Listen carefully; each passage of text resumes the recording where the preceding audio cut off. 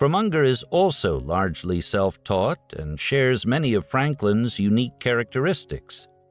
Like Franklin, Charlie has made himself into a grand master of preparation, patience, discipline, and objectivity.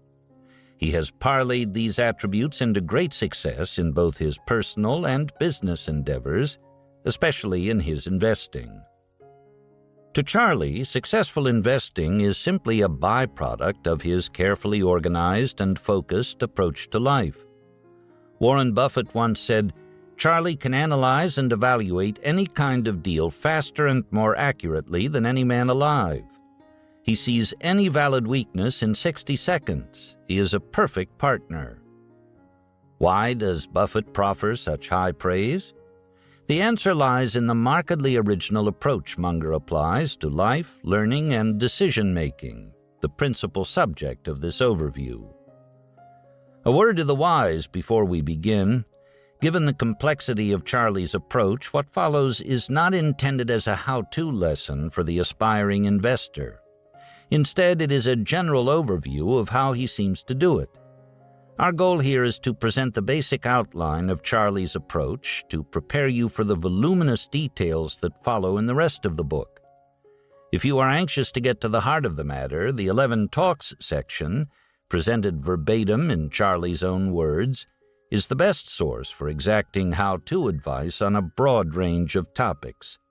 Here we will content ourselves with a presentation of the general thought processes Charlie employs when considering an investment, followed by an outline of his guiding investment principles. Munger's multiple mental models approach to business analysis and assessment. Charlie's approach to investing is quite different from the more rudimentary systems used by most investors.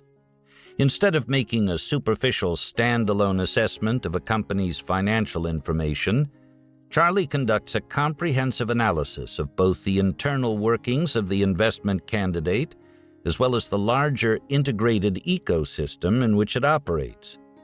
He calls the tools he uses to conduct this review his multiple mental models. These models, discussed at length in several of the talks, especially talks 2, 3, and 4, serve as a framework for gathering, processing, and acting on information. They borrow from and neatly stitch together the analytical tools, methods, and formulas from such traditional disciplines as history, psychology, physiology, mathematics, engineering, biology, physics, chemistry, statistics, economics, and so on. The unassailable logic of Charlie's ecosystem approach to investment analysis: just as multiple factors shape almost every system, multiple models from a variety of disciplines applied with fluency are needed to understand that system. As John Muir observed about the interconnectedness of nature, when we try to pick out anything by itself, we find it hitched to everything else in the universe. Charlie seeks to discover the universe hitched to each of his investment candidates by gaining a firm grasp on all, or at least most, of the relevant factors comprising both its internal and external environment. When properly collected and organized, his multiple mental models, about 100 in number, he estimates, provide a context or lattice work that leads to remarkable insights as to the purpose and nature of life. More pertinent to our purpose here, his models supply the analytical structure that enables him to reduce the inherent chaos and confusion of a complex investment problem into a clarified set of fundamentals. Especially important examples of these models include the redundancy and backup system models from engineering, the compound interest model from mathematics, the breakpoint, tipping moment, and autocatalysis models from physics and chemistry, the modern Darwinian synthesis model from biology, and cognitive misjudgment models from psychology. The net result of this broad spectrum analysis is a heightened understanding of how the many factors affecting an investment candidate blend and link to one another. Sometimes this understanding reveals the existence of second-order, ripple, or spillover effects. Other times, the factors employed combine to create enormous Lollapalooza-level results, good or bad. By applying this framework, Charlie lives in a different world from most investors when it comes to investment analysis. His approach accepts the reality that investment problems are inherently complex, and in a manner more in keeping with the rigors of scientific inquiry than conventional investing, he attacks them with a staggering degree of preparation and broad-based research.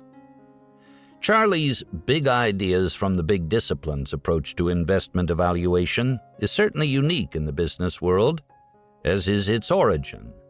Not finding any existing approach adequate to the task, Charlie painstakingly created his own largely self-taught system. The self-taught statement is no exaggeration. He once said, "To this day, I have never taken any course anywhere in chemistry, economics, psychology, or business." And yet these disciplines, especially psychology, form the foundation upon which his system is built. It is this signature approach, backed by Charlie's formidable intellect, temperament, and decades of relevant experience, that have made him the virtuoso of business pattern recognition so valued by Buffett. Like a chess grandmaster, through logic, instinct, and intuition, he determines the most promising investment moves, all the while projecting the illusion that the insight came easily, even simply. But make no mistake, this simplicity comes only at the end of a long journey toward understanding, not at the beginning. His clarity is hard-won, the product of a lifetime of studying the patterns of human behavior, business systems, and a myriad of other scientific disciplines. Charlie counts preparation, patience, discipline, and objectivity among his most fundamental guiding principles. He will not deviate from these principles, regardless of group dynamics, emotional itches, or popular wisdom that this time around it's different. When faithfully adhered to, these traits result in one of the best-known Munger characteristics, not buying or selling very often. Munger, like Buffett, believes a successful investment career boils down to only a handful of decisions. So when Charlie likes a business, he makes a very large bet and typically holds the position for a long period. Charlie calls it sit-on-your-ass investing and cites its benefits. You're paying less to brokers, you're listening to less nonsense, and if it works, the tax system gives you an extra 1, 2, or 3 percentage points per annum. In his view, a portfolio of 3 companies is plenty of diversification. Accordingly, Charlie is willing to commit uncommonly high percentages of his investment capital to individual, focused opportunities. Find a Wall Street organization, financial advisor, or mutual fund manager willing to make that statement. Given Charlie's record of success, not to mention Buffett's endorsement, why aren't his investment practices more routinely emulated by others? Perhaps the answer is that for most people, Charlie's multidisciplinary approach is simply too hard. Further, few investors share Charlie's willingness to appear foolish by not following the herd. Religious in his objectivity, Charlie is content to swim imperturbably against the tide of popular opinion, indefinitely if necessary, which is a rare attribute in the average investor. And while this behavior can at times appear simply stubborn or contrarian, that is not the defining characteristic. Charlie is simply content to trust his own judgment, even when it runs counter to the wisdom of the herd. This lone wolf aspect of Charlie's temperament is a rarely appreciated reason why he consistently outperforms the larger investment community. Indeed, if temperament chiefly arises from inborn tendencies, it may be that hard work, intellect, and experience, regardless of their intensity, are by themselves insufficient to make a great investor like Charlie Munger. As we shall witness through the remainder of this book, the right kind of genetically predetermined wiring is needed as well. At the 2004 Berkshire Hathaway annual meeting, a young shareholder asked Buffett how to succeed in life. After Buffett shared his thoughts, Charlie chimed in, "Don't do cocaine, don't race trains, and avoid AIDS situations."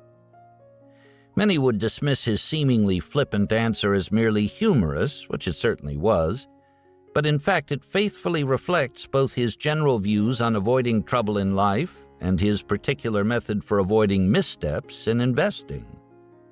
Often, as in this case, Charlie generally focuses first on what to avoid, that is, on what not to do, before he considers the affirmative steps he will take in a given situation. "All I want to know is where I'm going to die, so I'll never go there," is one of his favorite quips. In business, as in life, Charlie gains enormous advantage by summarily eliminating the unpromising portions of the chessboard, freeing his time and attention for the more productive regions. Charlie strives to reduce complex situations to their most basic unemotional fundamentals. Yet within this pursuit of rationality and simplicity, he is careful to avoid what he calls physics envy, the common human craving to reduce enormously complex systems, such as those in economics, to one-size-fits-all Newtonian formulas.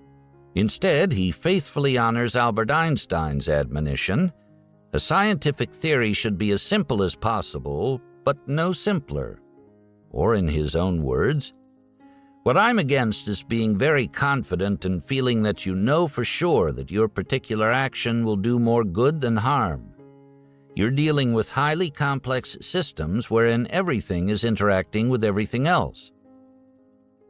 Another Benjamin, Graham, not Franklin, played a significant role in forming Charlie's investing outlook. One of the most enduring concepts in Graham's The Intelligent Investor is Mr. Market. Usually, Mr. Market is a temperate and reasonable fellow, but some days he is gripped by irrational fear or greed. Graham cautioned the investor to carefully use his own unemotional judgment of value instead of relying on the often manic-depressive behavior of the financial markets. Similarly, Charlie recognizes that even among the most competent and motivated of people, decisions are not always made on a purely rational basis. For this reason, he considers the psychological factors of human misjudgment some of the most important mental models that can be applied to an investment opportunity. Personally, I've gotten so that I now use a kind of two-track analysis. First, what are the factors that really govern the interests involved, rationally considered? And second, what are the subconscious influences where the brain at a subconscious level is automatically doing these things, which by and large are useful but which often misfunction? One approach is rationality, the way you'd work out a bridge problem, by evaluating the real interests, the real probabilities, and so forth. And the other is to evaluate the psychological factors that cause subconscious conclusions, many of which are wrong. For more specifics on this topic, see Talk 11, in which Charlie applies mental models from the field of psychology to illustrate 25 common causes of human misjudgment. Obviously, the methods described to this point can't be learned in a university classroom or on Wall Street. They were developed by Charlie from scratch to satisfy his own exacting requirements. They probably deserve a title of their own, something like "Quickly Eliminate the Big Universe of What Not to Do," follow up with a fluent, multidisciplinary attack on what remains, then act decisively when and only when the right circumstances appear. Is it worth the effort to develop and adhere to such an approach? Charlie seems to think so. It's kind of fun to sit there and outthink people who are way smarter than you are because you've trained yourself to be more objective and more multidisciplinary. Furthermore, there is a lot of money in it, as I can testify from my own personal experience. Munger's investment evaluation process. As we've noted, Charlie doesn't make a lot of investments. His approach is perhaps best summarized by Thomas Watson Sr., the founder of IBM. "I'm no genius. I'm smart in spots, and I stay around those spots." If Charlie knows anything, he knows his spots, his carefully identified circles of competence. To stay within these circles, he first applies a basic overall screen designed to limit his investment field to only simple, understandable candidates. As he says, we have 3 baskets for investing: yes, no, and too tough to understand. To identify potential yes candidates, Charlie looks for an easy-to-understand, dominant business franchise that can sustain itself and thrive in all market environments. Understandably, few companies survive this first cut. Many investor favorites, such as pharmaceuticals and technology, for example, go straight to the too-tough-to-understand basket. Heavily promoted deals and IPOs earn immediate no's. Those that do survive this first winnowing are subjected to the screens and filters of Charlie's mental models approach. The process is intense and Darwinian, but also efficient. Charlie detests placer mining, the process of sifting through piles of sand for specks of gold. Instead, he applies his big ideas from the big disciplines to find the large, unrecognized nuggets of gold that sometimes lie in plain sight on the ground. Throughout his exhaustive evaluation, Charlie is no slave to a database. He takes into account all relevant aspects, both internal and external to the company and its industry, even if they are difficult to identify, measure, or reduce to numbers. His thoroughness, however, does not cause him to forget his overall ecosystem theme.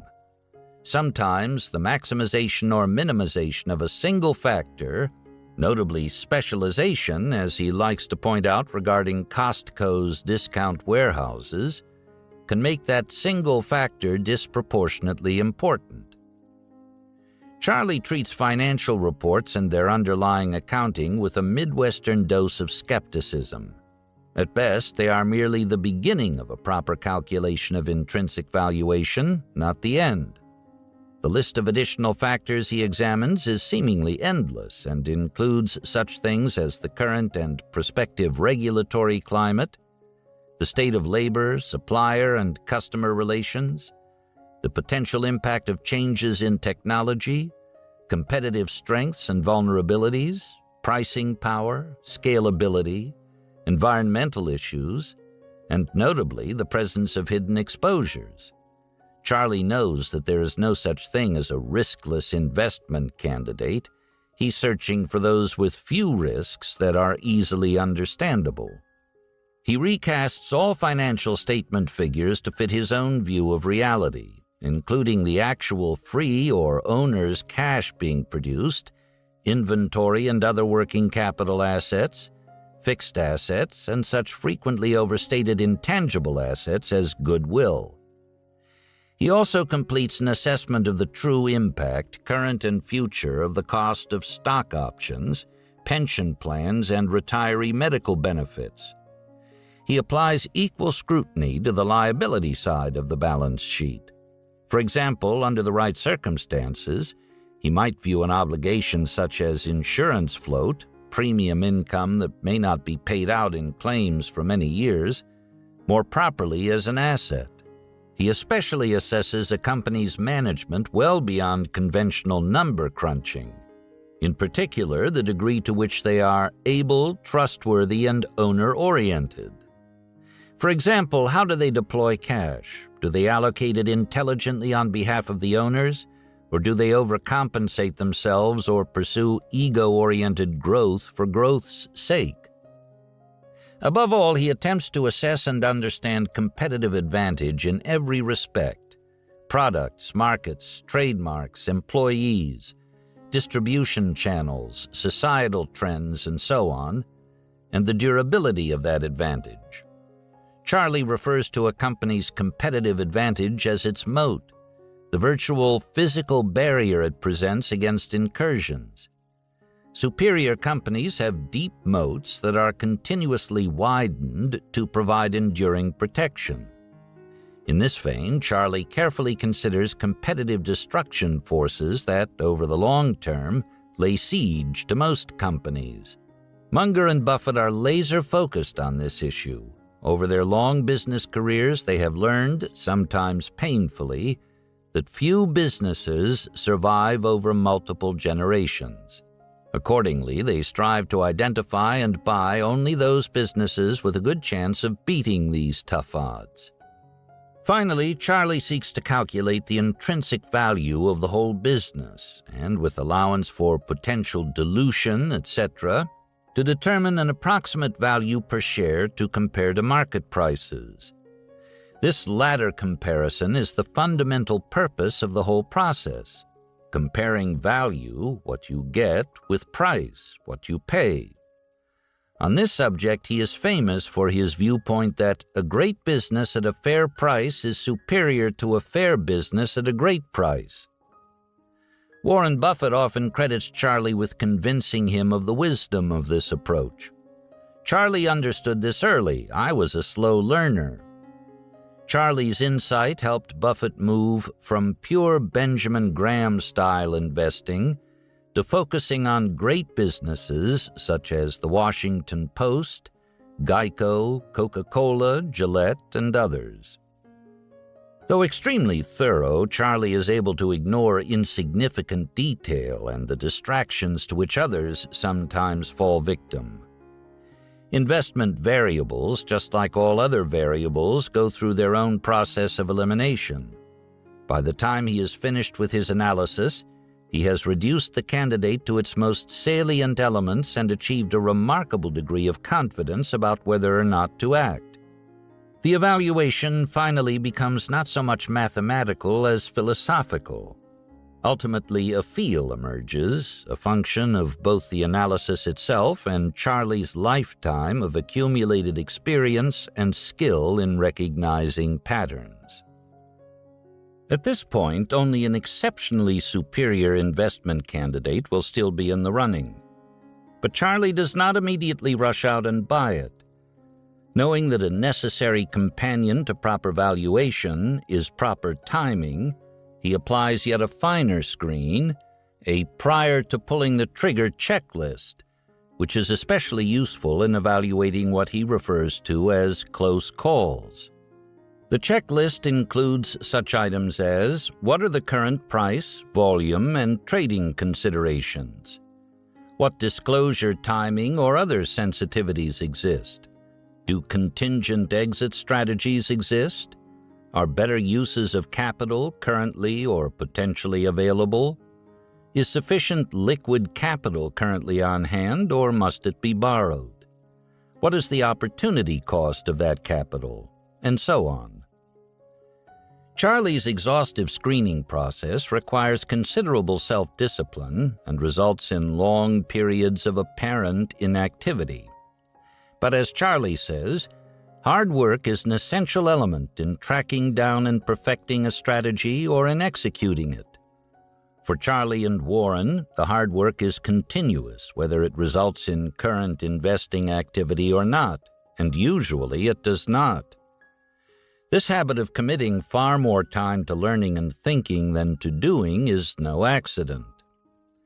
It is the blend of discipline and patience exhibited by true masters of a craft, an uncompromising commitment to properly playing the hand. Like world-class bridge player Richard Zeckhauser, Charlie scores himself not so much on whether he won the hand, but rather on how well he played it. While poor outcomes are excusable in the Munger-Buffett world, given the fact that some outcomes are outside of their control, sloppy preparation and decision-making are never excusable because they are controllable. On those relatively few occasions when all the circumstances are just right and Charlie does invest, he will likely make a large, decisive bet. He does not pick around the edges, take initial positions, or make small, speculative investments. Such behavior implies uncertainty, and Charlie's moves, few as they are anything but uncertain. As he says, he practices extreme patience combined with extreme decisiveness. Charlie's self-confidence is based not on who or how many agree or disagree with him, but on his ability to objectively view and measure himself. This self-mastery affords him rare objectivity in gauging his actual knowledge, experience, and correctness of thought. Again, we see the important role played by the right kinds of temperamental qualities: self-discipline, patience, calm, independence. Charlie's level of investment performance is arguably impossible without them. What makes a great business model for Charlie? His recommended reading materials provide some guidance. Guns, Germs, and Steel, The Selfish Gene, Ice Age, and Darwin's Blind Spot all have a certain theme, a focus on the issue of competitive destruction and an examination of why some entities are nevertheless able to adapt, survive, and even dominate over time. When this theme is extrapolated into investment selection, the preferred Munger business emerges. Some thrive by out-competing, a la Selfish Gene, and others by out-cooperating, a la Darwin's Blind Spot. Once again, we see Charlie's rich fluency across a broad range of disciplines at work. How many investors ever consider, as Charlie routinely does, such a broad and sophisticated spectrum of factors? To name but a few, he routinely considers factors such as conversion, that is, how the laws of thermodynamics intersect with laws of economics, for instance, how paper and petroleum become a newspaper delivered to a front door, psychological tendencies and incentives, notably the extreme behavioral pressures they create, both good and bad, and fundamental sustainability over time, the constant and often deadly interplay between positive factors such as moats and the ravages of competitive destruction.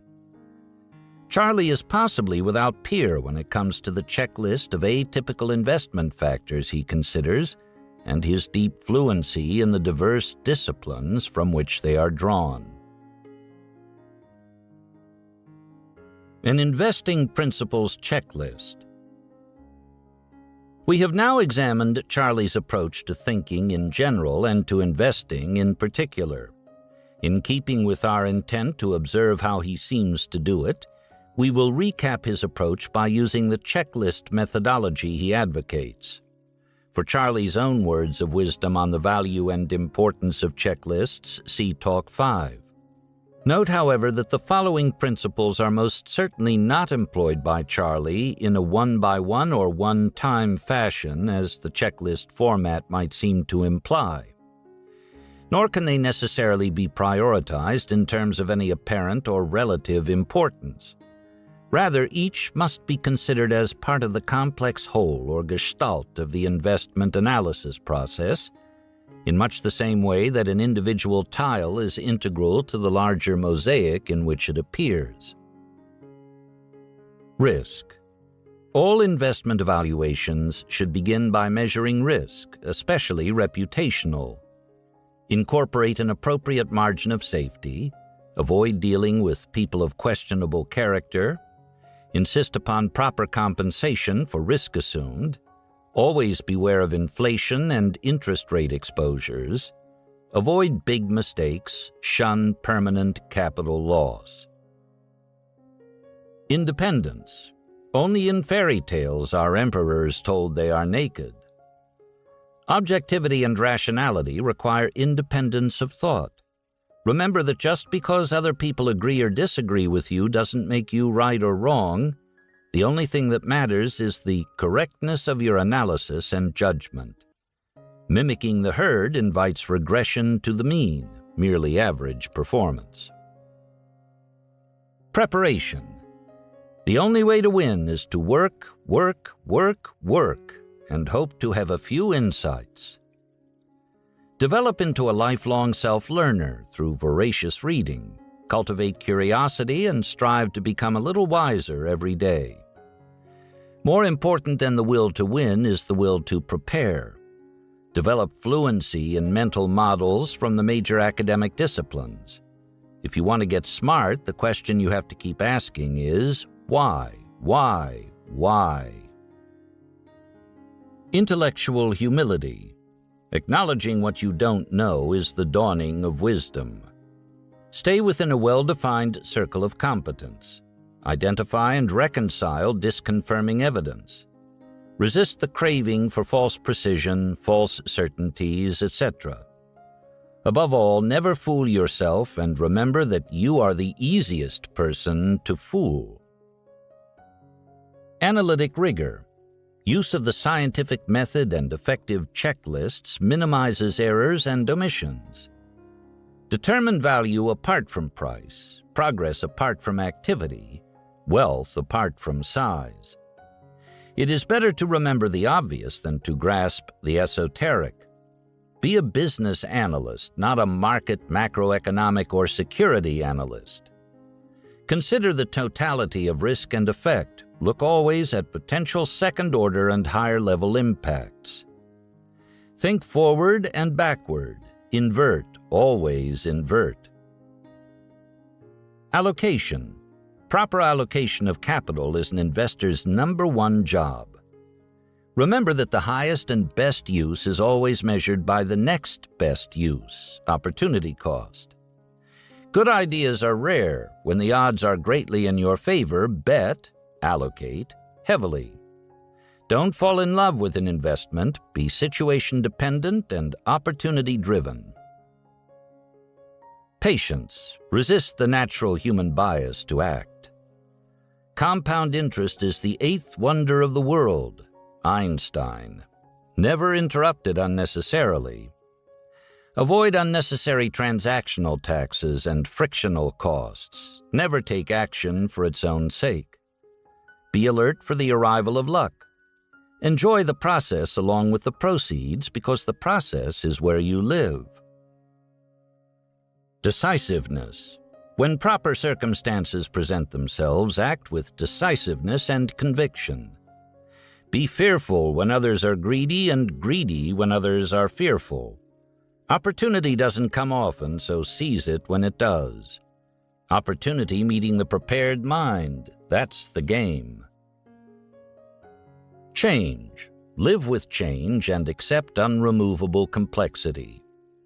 Recognize and adapt to the true nature of the world around you. Don't expect it to adapt to you. Continually challenge and willingly amend your best-loved ideas. Recognize reality even when you don't like it, especially when you don't like it. Focus. Keep things simple and remember what you set out to do. Remember that reputation and integrity are your most valuable assets and can be lost in a heartbeat. Guard against the effects of hubris and boredom. Don't overlook the obvious by drowning in minutiae.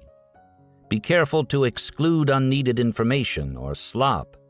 A small leak can sink a great ship. Face your troubles, don't sweep them under the rug. Since human beings began investing, they have been searching for a magic formula or easy recipe for instant wealth. As you can see, Charlie's superior performance doesn't come from a magic formula or some business school-inspired system. It comes from what he calls his constant search for better methods of thought, from a willingness to prepay through rigorous preparation, and from the extraordinary outcomes of his multidisciplinary research model. In the end, it comes down to Charlie's most basic guiding principles, his fundamental philosophy of life: preparation, discipline, patience, decisiveness. Each attribute is in turn lost without the other, but together they form the dynamic critical mass for a cascading of positive effects for which Munger is famous, the Lollapalooza. Finally, a word or two on why this overview of Charlie's investment philosophy has focused so much on the subject of what to buy and so little on when to sell. The answer, in Charlie's own words, serves as a wonderful summation of the Munger school of highly concentrated, focused investing described here. We're partial to putting out large amounts of money where we won't have to make another decision. If you buy something because it's undervalued, then you have to think about selling it when it approaches your calculation of its intrinsic value. That's hard. But if you can buy a few great companies, then you can sit on your ass. That's a good thing. Like his hero, Benjamin Franklin, Charlie Munger painstakingly developed and perfected unique approaches to personal and business endeavors. Through these methods, and through the development and maintenance of sound, lifelong habits, he has achieved extraordinary success. Chapter 4. 11 Talks. Charlie Munger is not the least bit shy when it comes to offering both frank criticism and constructive advice. When he sets his sights on an issue, be it a corrupt business practice, an academic failing, or a financial scandal, he lets loose with both barrels. Which is not to say he spends all his time focused on life's failings. He is equally at home discussing the values of lifelong learning or the joys of a successful marriage. But whatever the topic, Charlie is apt to tell it like it is, which is exactly what he has done in over 2 decades of public speaking. Here then are 11 of Charlie's best talks, including a special compilation he has prepared exclusively for this book. Enjoy. 1. Harvard School Commencement Speech. 2. A lesson on elementary worldly wisdom. 3. A lesson on elementary worldly wisdom revisited. 4. Practical thought about practical thought. 5. Harvard Law School 50th Reunion Address. 6. Investment practices of leading charitable foundations. 7. Philanthropy Roundtable. 8. The Great Financial Scandal of 2003. 9. Academic Economics. 10. USC Gould School of Law Commencement Address. 11. The Psychology of Human Misjudgment, a special compilation talk with material written by Charlie exclusively for this book. Talk 1. Harvard School Commencement Speech. June 13, 1986, Harvard School, Los Angeles. In a vow that students the world over may hope he renounces, Charlie delivered the one and only graduation speech I will ever make in 1986 at the Harvard School in Los Angeles.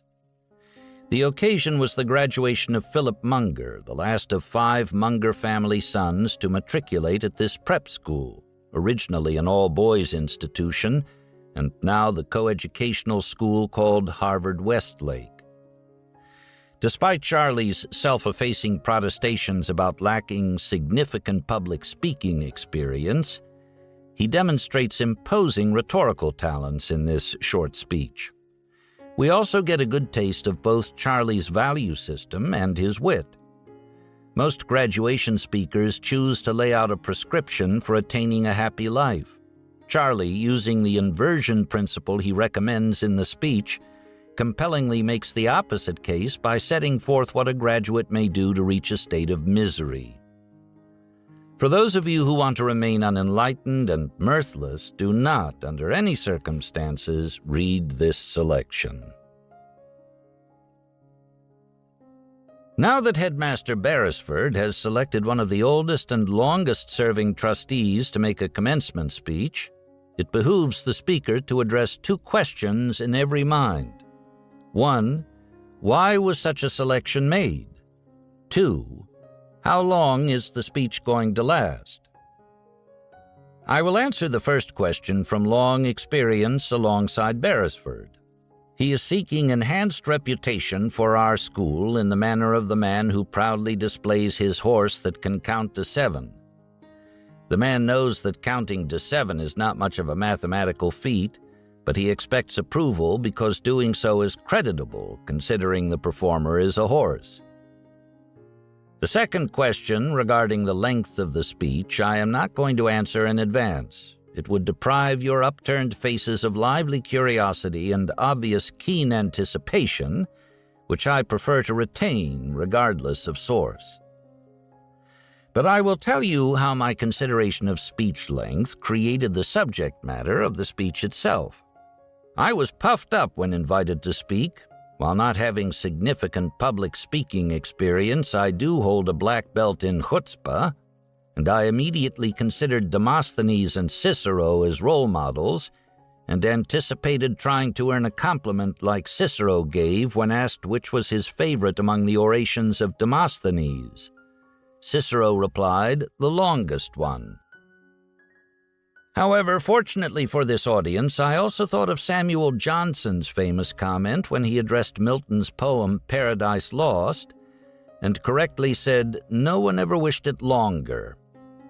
And that made me consider which of all the 20 Harvard School graduation speeches I had heard that I had wished longer. There was only one such speech given by Johnny Carson, specifying Carson's prescriptions for guaranteed misery in life.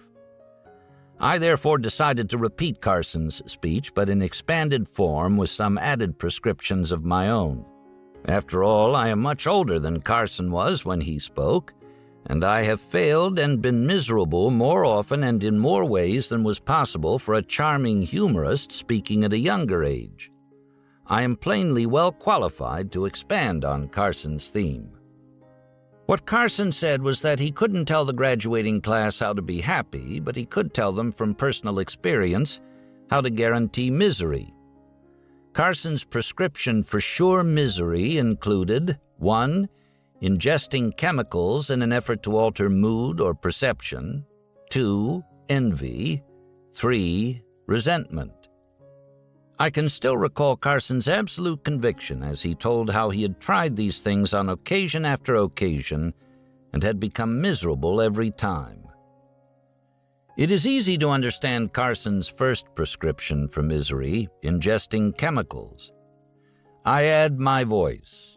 The 4 closest friends of my youth were highly intelligent, ethical, humorous types, favored in person and background. 2 are long dead, with alcohol a contributing factor, and a 3rd is a living alcoholic, if you call that living. While susceptibility varies, addiction can happen to any of us through a subtle process where the bonds of degradation are too light to be felt until they are too strong to be broken. And yet, I have yet to meet anyone in over 6 decades of life whose life was worsened by fear and avoidance of such a deceptive pathway to destruction. Envy, of course, joins chemicals in winning some sort of quantity prize for causing misery. It was wreaking havoc long before it got bad press in the laws of Moses. If you wish to retain the contribution of envy to misery, I recommend that you never read any of the biographies of that good Christian Samuel Johnson, because his life demonstrates in an enticing way the possibility and advantage of transcending envy. Resentment has always worked for me exactly as it worked for Carson. I cannot recommend it highly enough to you if you desire misery. Johnson spoke well when he said that life is hard enough to swallow without squeezing in the bitter rind of resentment. For those of you who want misery, I also recommend refraining from the practice of the Disraeli compromise, designed for people who find it impossible to quit resentment cold turkey. Benjamin Disraeli, as he rose to become one of the greatest prime ministers, learned to give up vengeance as a motivation for action, but he did retain some outlet for resentment by putting the names of people who wronged him on pieces of paper in a drawer. Then, from time to time, he reviewed these names and took pleasure in noting the way the world had taken his enemies down without his assistance. Well, so much for Carson's 3 prescriptions. Here are 4 more prescriptions from Munger. First, be unreliable. Do not faithfully do what you have engaged to do. If you will only master this one habit, you will more than counterbalance the combined effect of all your virtues, howsoever great. If you like being distrusted and excluded from the best human contribution and company, this prescription is for you. Master this one habit, and you will always play the role of the hare in the fable, except that instead of being outrun by one fine turtle, you will be outrun by hordes and hordes of mediocre turtles, and even some mediocre turtles on crutches. I must warn you that if you don't follow my first prescription, it may be hard to end up miserable even if you start disadvantaged. I had a roommate in college who was and is severely dyslexic, but he is perhaps the most reliable man I have ever known. He has had a wonderful life so far, an outstanding wife and children, chief executive of a multi-billion-dollar corporation. If you want to avoid a conventional main culture establishment result of this kind, you simply can't count on your other handicaps to hold you back if you persist in being reliable. I cannot here pass by a reference to a life described as wonderful so far without reinforcing the so far aspects of the human condition by repeating the remark of Croesus, once the richest king in the world.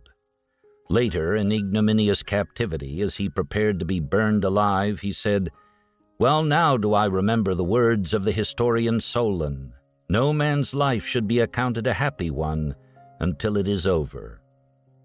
My second prescription for misery is to learn everything you possibly can from your own experience, minimizing what you learn vicariously from the good and bad experiences of others, living and dead. This prescription is a sure-shot producer of misery and second-rate achievement. You can see the results of not learning from others' mistakes by simply looking about you. How little originality there is in the common disasters of mankind. Drunk driving deaths, reckless driving maimings, incurable venereal diseases, conversion of bright college students into brainwashed zombies as members of destructive cults, business failures through repetition of obvious mistakes made by predecessors, various forms of crowd folly, and so on. I recommend as a memory clue to finding the way to real trouble from heedless, unoriginal error, the modern saying, "If at first you don't succeed, well, so much for hang gliding." The other aspect of avoiding vicarious wisdom is the rule of not learning from the best work done before yours. The prescription is to become as non-educated as you reasonably can. Perhaps you will better see the type of non-miserable result you can thus avoid if I render a short historical account. There once was a man who assiduously mastered the work of his best predecessors, despite a poor start and very tough time in analytical geometry. Eventually, his own work attracted wide attention, and he said of his work, "If I have seen a little farther than other men, it is because I stood on the shoulders of giants." The bones of that man lie buried now in Westminster Abbey under an unusual inscription. Here lie the remains of all that was mortal in Sir Isaac Newton. My third prescription to you for misery is to go down and stay down when you get your first, second, or third severe reverse in the battle of life. Because there is so much adversity out there, even for the lucky and wise, this will guarantee that in due course you will be permanently mired in misery. Ignore at all cost the lesson contained in the accurate epitaph written for himself by Epictetus. Here lies Epictetus, a slave, maimed in body, the ultimate in poverty, and favored by the gods. My final prescription to you for a life of fuzzy thinking and infelicity is to ignore a story they told me when I was very young about a rustic who said, "I wish I knew where I was going to die, and then I'd never go there." Most people smile, as you did, at the rustic's ignorance and ignore his basic wisdom. If my experience is any guide, the rustic's approach is to be avoided at all cost by someone bent on misery. To help fail, you should discount as mere quirk, with no useful message, the method of the rustic, which is the same one used in Carson's speech. What Carson did was to approach the study of how to create X by turning the question backward. That is, by studying how to create non-X. The great algebraist Jacobi had exactly the same approach as Carson and was known for his constant repetition of one phrase: invert, always invert. It is in the nature of things, as Jacobi knew, that many hard problems are best solved only when they are addressed backward. For instance, when almost everyone else was trying to revise the electromagnetic laws of James Clerk Maxwell to be consistent with the motion laws of Newton, Einstein discovered special relativity as he made a 180-degree turn and revised Newton's laws to fit Maxwell's. It is my opinion, as a certified biography nut, that Charles Robert Darwin would have ranked near the middle of the Harvard School graduating class of 1986. Yet he is now famous in the history of science. This is precisely the type of example you should learn nothing from if bent on minimizing your results from your own endowment. Darwin's result was due in large measure to his working method, which violated all my rules for misery, and particularly emphasized a backward twist in that he always gave priority attention to evidence tending to disconfirm whatever cherished and hard-won theory he already had. In contrast, most people early achieve and later intensify a tendency to process new and disconfirming information so that any original conclusion remains intact. They become people of whom Philip Wylie observed, "You couldn't squeeze a dime between what they already know and what they will never learn." The life of Darwin demonstrates how a turtle may outrun a hare, aided by extreme objectivity, which helps the objective person end up like the only player without a blindfold in a game of pin the tail on the donkey. If you minimize objectivity, you ignore not only a lesson from Darwin, but also one from Einstein. Einstein said that his successful theories came from curiosity, concentration, perseverance, and self-criticism. And by self-criticism, he meant the testing and destruction of his own well-loved ideas. Finally, minimizing objectivity will help you lessen the compromises and burden of owning worldly goods. Because objectivity does not work only for great physicists and biologists, it also adds power to the work of a plumbing contractor in Bemidji. Therefore, if you interpret being true to yourself as requiring that you retain every notion of your youth, you will be safely underway, not only toward maximizing ignorance, but also toward whatever misery can be obtained through unpleasant experiences in business. It is fitting that a backward sort of speech end with a backward sort of toast, inspired by Elihu Root's repeated accounts of how the dog went to Dover, leg over leg. To the class of 1986, gentlemen, may each of you rise by spending each day of a long life aiming low. Talk 1 Revisited.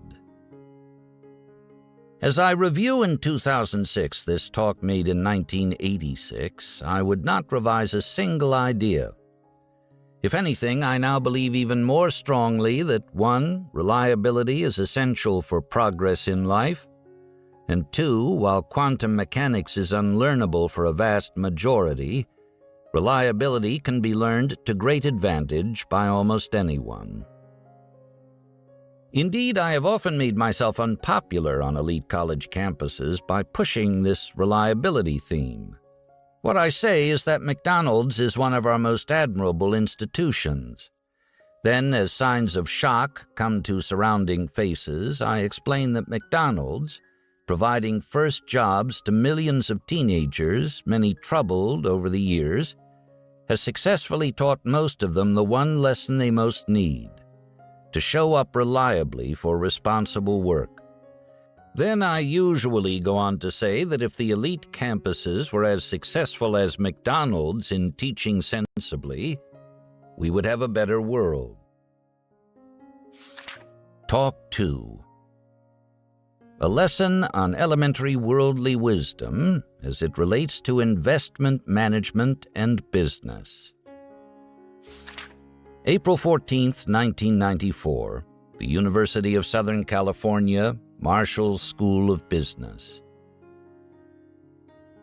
Well known because it was published in Outstanding Investor Digest, May 5th, 1995, this talk was given in 1994 to Professor Guilford Babcock's business class at the University of Southern California. Charlie ranges in the talk from education systems to psychology to the importance of possessing both common and uncommon sense. Dissecting business management, he brilliantly describes psychological impacts that can damage or benefit a firm. He also presents an outstanding set of principles for investment, business management, and, most importantly, from Charlie's perspective, decision-making in everyday life. Your time investment in reading this talk will be paid back quickly via the effect it will have on your own decision-making abilities. I am going to play a minor trick on you today because the subject of my talk is the art of stock picking as a subdivision of the art of worldly wisdom. That enables me to start talking about worldly wisdom, a much broader topic that interests me because I think all too little of it is delivered by modern educational systems, at least in an effective way. And therefore, the talk is sort of along the lines that some behaviorist psychologists call Grandma's Rule, after the wisdom of Grandma when she said that you have to eat the carrots before you get the dessert. The carrot part of this talk is about the general subject of worldly wisdom, which is a pretty good way to start. After all, the theory of modern education is that you need a general education before you specialize. And I think to some extent, before you're going to be a great stock picker, you need some general education. So, emphasizing what I sometimes waggishly call remedial worldly wisdom, I'm going to start by waltzing you through a few basic notions. What is elementary worldly wisdom? Well, the first rule is that you can't really know anything if you just remember isolated facts and try and bang them back. If the facts don't hang together on a latticework of theory, you don't have them in a usable form. You've got to have models in your head, and you've got to array your experience, both vicarious and direct, on this latticework of models. You may have noticed students who just try to remember and pound back what is remembered. Well, they fail in school and fail in life. You've got to hang experience on a latticework of models in your head. What are the models? Well, the first rule is that you've got to have multiple models. Because if you have just one or two that you're using, the nature of human psychology is such that you'll torture reality so that it fits your models, or at least you'll think it does. You become the equivalent of a chiropractor who, of course, is the great boob in medicine. It's like the old saying, to the man with only a hammer, every problem looks like a nail. And of course, that's the way the chiropractor goes about practicing medicine. But that's a perfectly disastrous way to think, and a perfectly disastrous way to operate in the world. So you've got to have multiple models. And the models have to come from multiple disciplines, because all the wisdom of the world is not to be found in one little academic department. That's why poetry professors, by and large, are so unwise in a worldly sense. They don't have enough models in their heads, so you've got to have models across a fair array of disciplines. You may say, my God, this is already getting way too tough. But fortunately, it isn't that tough, because 80 or 90 important models will carry about 90% of the freight in making you a worldly wise person. And of those, only a mere handful really carry very heavy freight. So, let's briefly review what kinds of models and techniques constitute this basic knowledge that everybody has to have before they proceed to being really good at a narrow art like stock picking. First, there's mathematics. Obviously, you've got to be able to handle numbers and quantities, basic arithmetic. And the great useful model after compound interest is the elementary math of permutations and combinations. That was taught in my day in the sophomore year in high school. I suppose by now, in great private schools, it's probably down to the 8th grade or so. It's very simple algebra. And it was all worked out in the course of about 1 year in correspondence between Blaise Pascal and Pierre de Fermat.